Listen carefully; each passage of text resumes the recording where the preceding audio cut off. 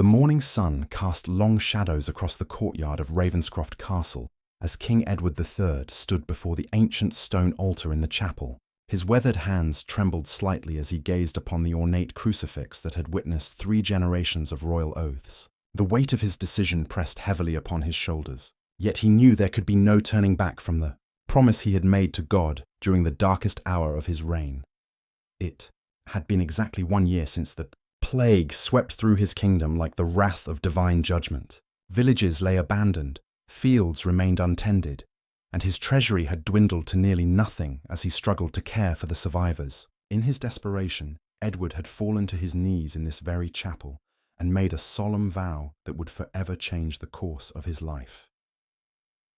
Almighty Father, he had whispered that fateful night, if you spare my people from this pestilence and restore prosperity to our lands, I swear by your holy name that I shall take as my wife the first unmarried woman I encounter upon the anniversary of this oath, regardless of her station, appearance, or circumstance. Now, as the cathedral bells chimed the hour of noon, King Edward prepared to honour that sacred promise. His advisers had pleaded with him to reconsider, arguing that such a marriage would weaken political alliances and potentially destabilise the kingdom. Lord Chancellor William had suggested that surely God would understand if the king interpreted his vow more flexibly, perhaps choosing from among the noble daughters of neighbouring kingdoms. But Edward remained steadfast. A man's word, especially when given to the Almighty, was more precious than gold or political advantage. He had witnessed too many nobles break their promises for convenience, and he refused to follow their example. The prosperity that had returned to his lands, following that desperate prayer, stood as proof that divine intervention had indeed answered his plea. As he stepped out of the chapel and into the bustling courtyard, Edward's heart pounded with nervous anticipation. Servants hurried about their daily tasks, carrying bundles of fresh bread from the kitchens and hauling water from the wells. Merchants had set up their stalls near the castle gates, their voices calling out the prices of goods that had once again become abundant. The king moved slowly through the crowd, his eyes scanning each face with careful attention. Several young serving maids curtsied as he passed, but each wore a simple wedding band upon her finger. A group of noble ladies visiting from a neighbouring province noticed his approach and whispered among themselves, but their elaborate gowns and jewelled ornaments marked them as already promised in marriage to various lords and princes. Edward continued his deliberate walk toward the outer courtyard, where common folk from the surrounding villages often gathered to conduct business or seek audience with royal officials. His personal guard followed at a respectful distance, confused by their sovereign's unusual behaviour, but too well trained to question his actions openly. Near the castle's main entrance, beneath the shade of an ancient oak tree, the king's attention was drawn to a solitary figure sitting quietly on a worn wooden bench. The woman appeared to be in her middle 20s, with kind brown eyes and dark hair partially covered by a simple linen cloth. Her dress, though clean and well mended, bore the unmistakable marks of a peasant's garment, made from coarse wool and lacking any decorative elements. What struck Edward most profoundly was not her humble appearance or her considerable size, but rather the gentle dignity with which she carried herself. Despite her obvious poverty, she sat with straight shoulders and held a small wooden cross in her hands, moving her lips silently in what appeared to be prayer. Her face bore an expression of peaceful contentment that seemed almost radiant in its sincerity. As Edward approached, the woman looked up and immediately recognized the royal presence before her. She struggled to rise from the bench, clearly intending to offer the proper curtsy due to her king, but Edward raised his hand to stop her movement.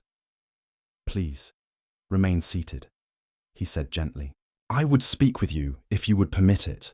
The woman's eyes widened with surprise and perhaps a touch of fear.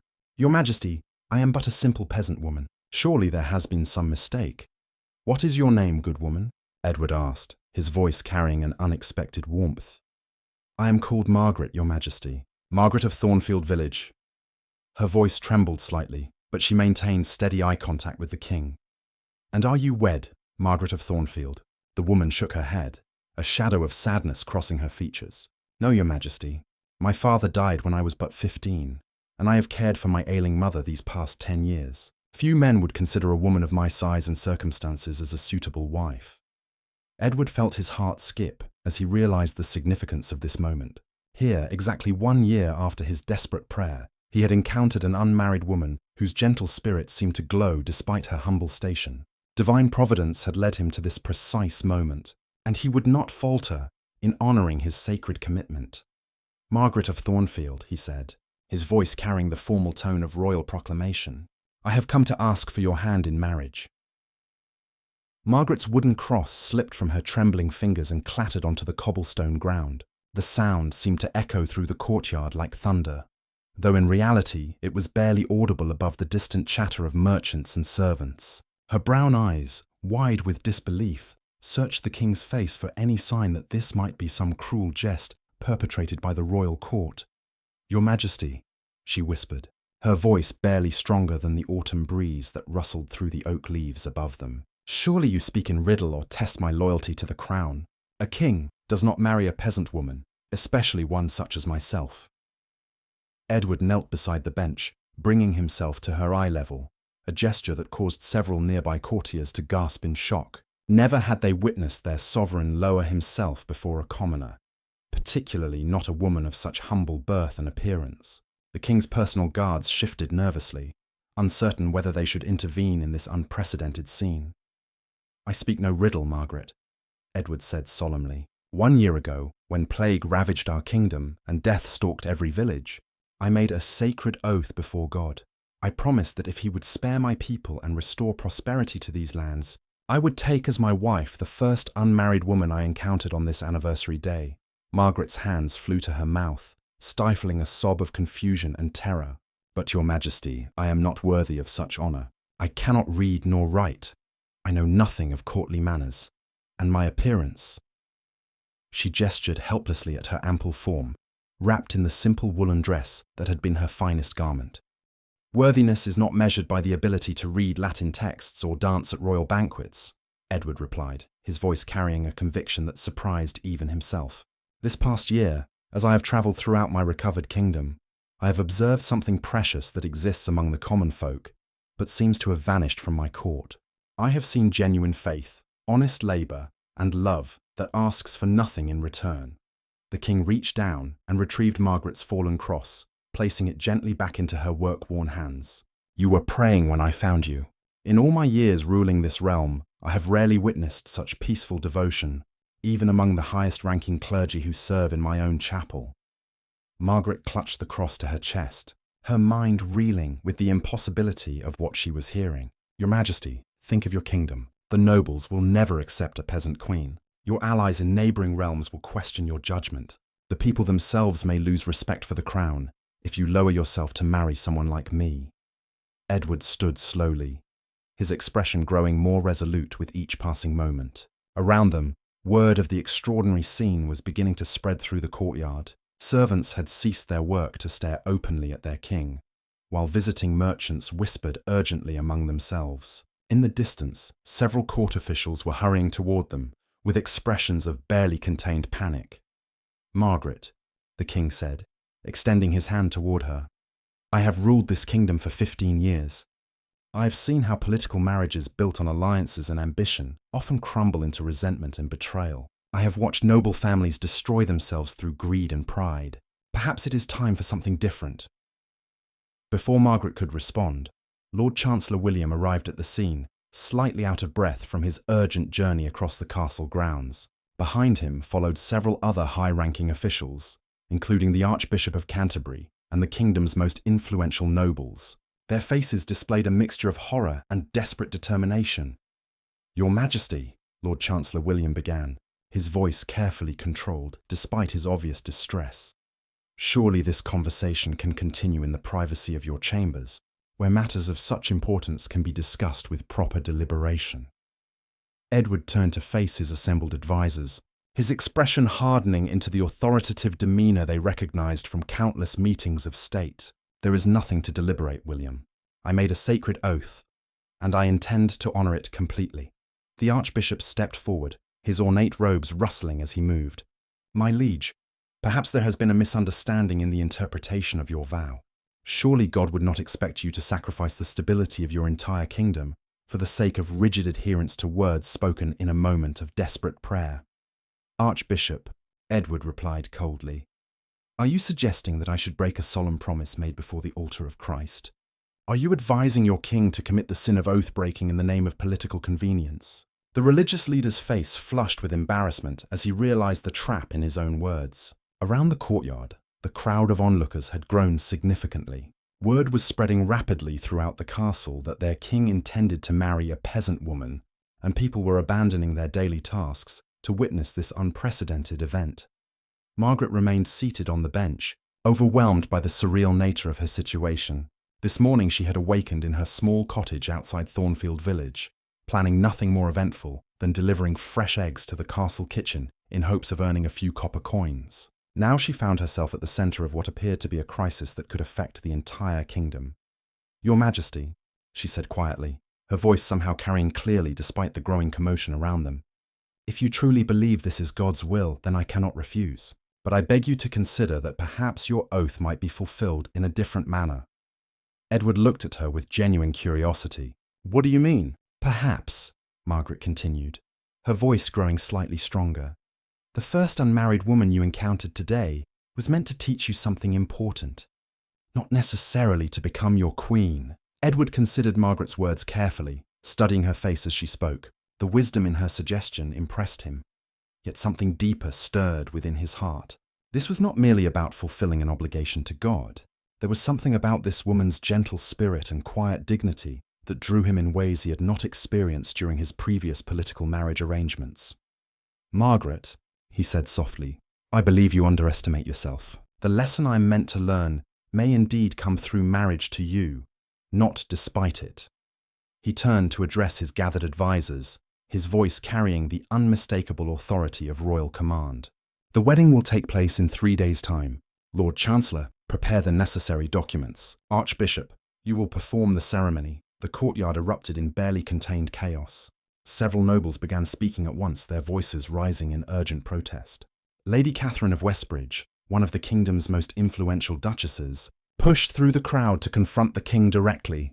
Your Majesty, she declared, her voice sharp with indignation. This folly will be the ruin of everything your father and grandfather built.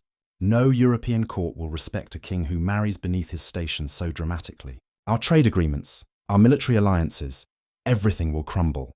Edward's expression remained unmoved.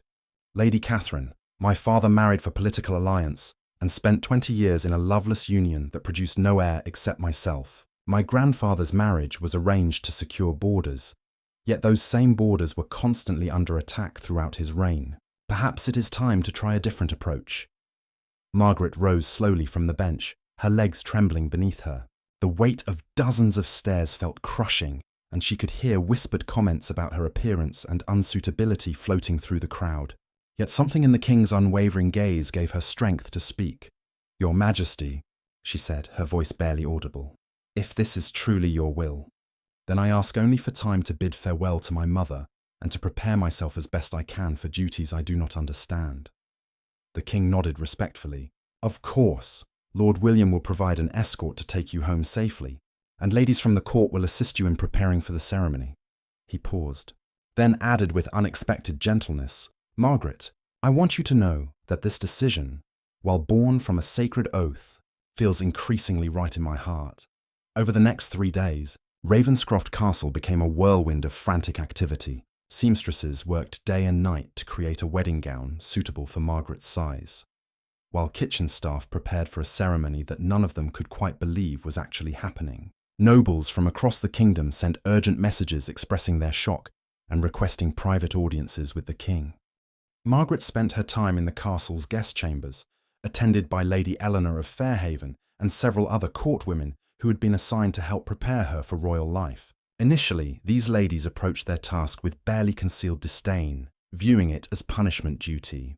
However, as they spent time with Margaret, many found themselves surprised by her intelligence and genuine kindness. She may lack formal education, Lady Eleanor confided to her friend Lady Margaret of Essex, but she possesses a natural wisdom that many of our so-called learned nobles would do well to emulate.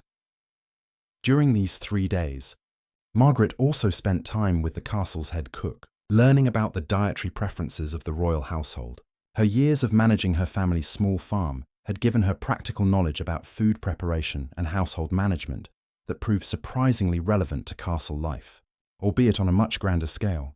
Meanwhile, King Edward faced a constant stream of visitors attempting to dissuade him from his chosen path. Foreign ambassadors expressed concern about how their respective kingdoms would view this unprecedented marriage. Military commanders worried about the impact on troop morale and international respect. Even common soldiers and servants seemed divided, with some admiring their king's commitment to his oath, while others feared the consequences of such a radical departure from tradition. On the evening before the wedding, Margaret sat alone in her chambers, wearing the beautiful blue gown that had been created for her.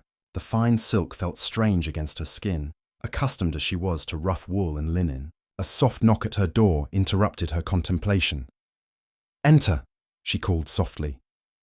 To her surprise, King Edward stepped into the room, carrying a simple wooden chair. "May I sit with you for a moment?" he asked. Margaret nodded, too nervous to speak. The king placed his chair near hers and sat down, studying her face in the flickering candlelight. "Are you afraid, Margaret?" he asked gently. "Terrified, Your Majesty," she admitted honestly. "I keep thinking I will wake from this dream to find myself back in my cottage, tending to my mother's needs and selling eggs for copper coins." Edward smiled, the first genuine smile his advisors had seen from him in months. "I find myself equally amazed by recent events. But tell me, do you believe in divine providence?" Margaret nodded slowly. "I do, Your Majesty, though I confess I cannot understand why Providence would place me in such an impossible position." "Perhaps," Edward suggested, "it is not impossible at all. Perhaps we have both been prepared for this moment in ways we do not yet fully comprehend." As they sat together in the quiet chamber, both Margaret and Edward felt a strange sense of peace settling over them, as if the chaos and confusion of the past 3 days was finally beginning to resolve into something that made sense, even if they could not yet articulate what that something might be. The morning of the wedding dawned crisp and clear, with golden sunlight streaming through the stained glass windows of the castle chapel. Despite the controversy surrounding the union, the ceremony would proceed with all the dignity and grandeur befitting a royal wedding. Edward had insisted that Margaret receive the same honours that would be accorded to any queen, regardless of her humble origins.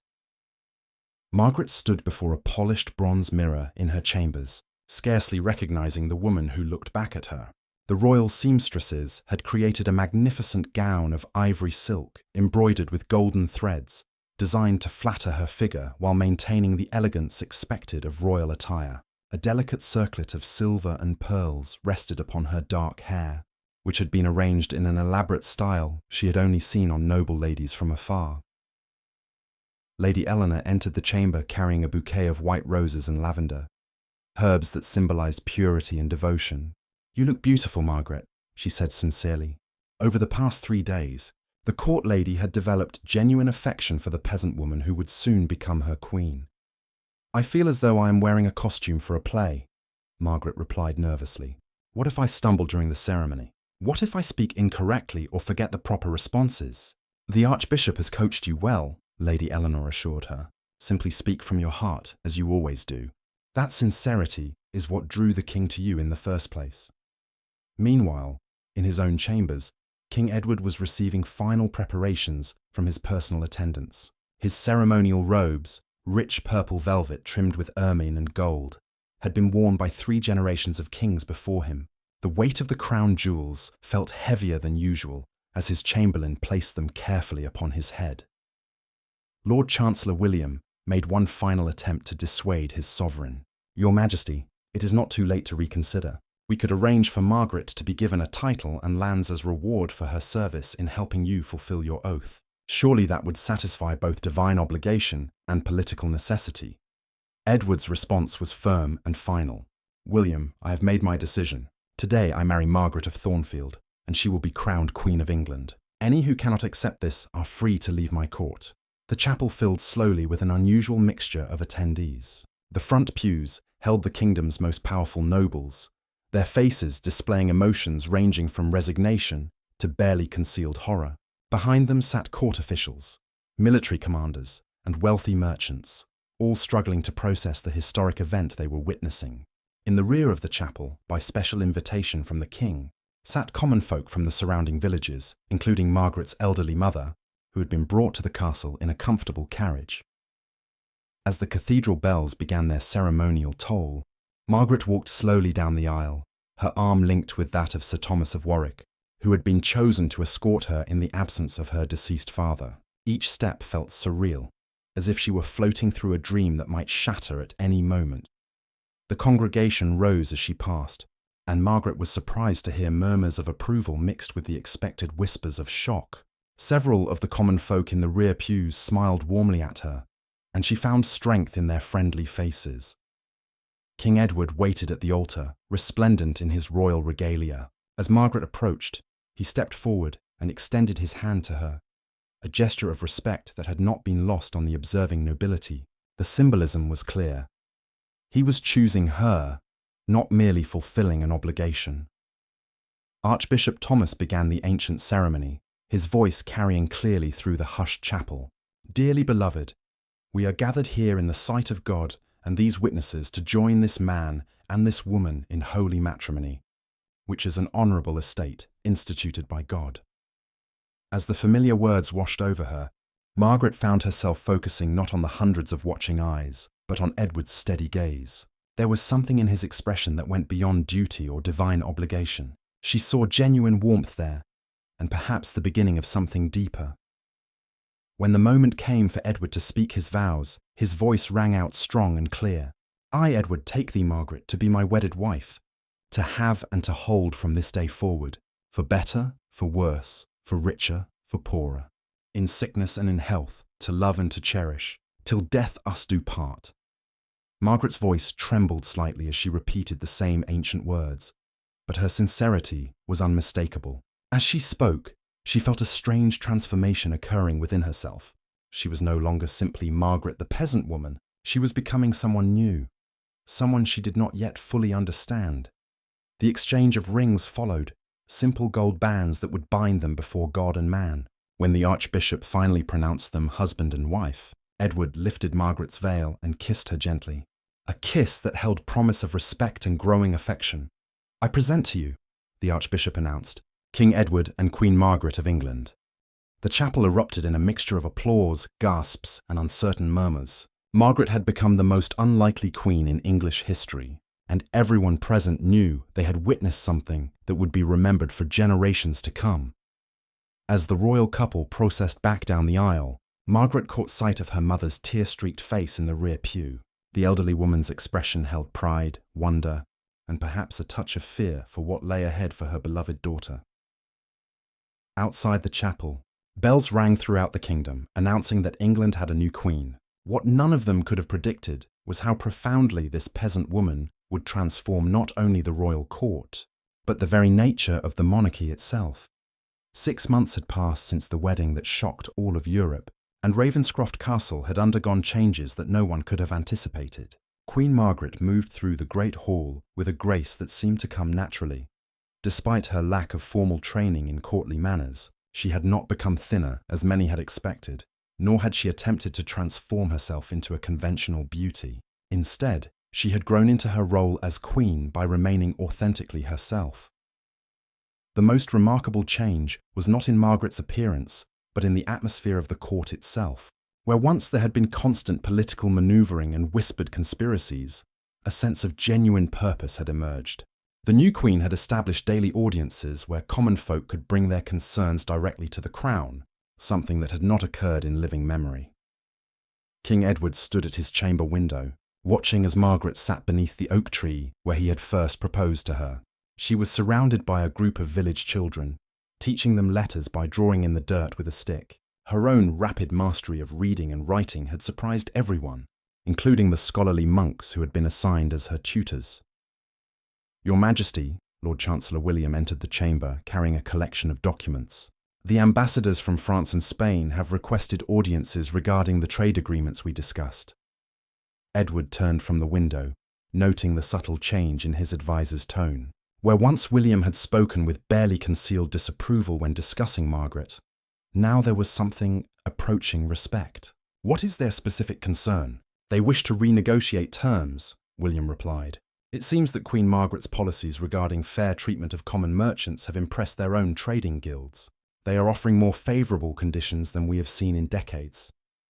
This was not the first such development. Margaret's insistence on honest dealing and fair wages had initially horrified the nobility, who feared it would upset the established social order. Instead, it had led to increased productivity, greater loyalty among the common people, and unexpected respect from foreign courts who had initially mocked Edward's choice of bride.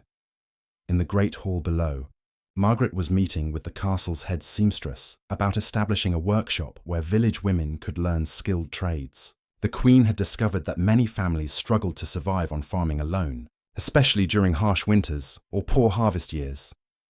"My lady," the seamstress said respectfully, "the nobles' wives have expressed interest in participating. Lady Eleanor specifically asked if she might help teach embroidery techniques." Margaret smiled warmly.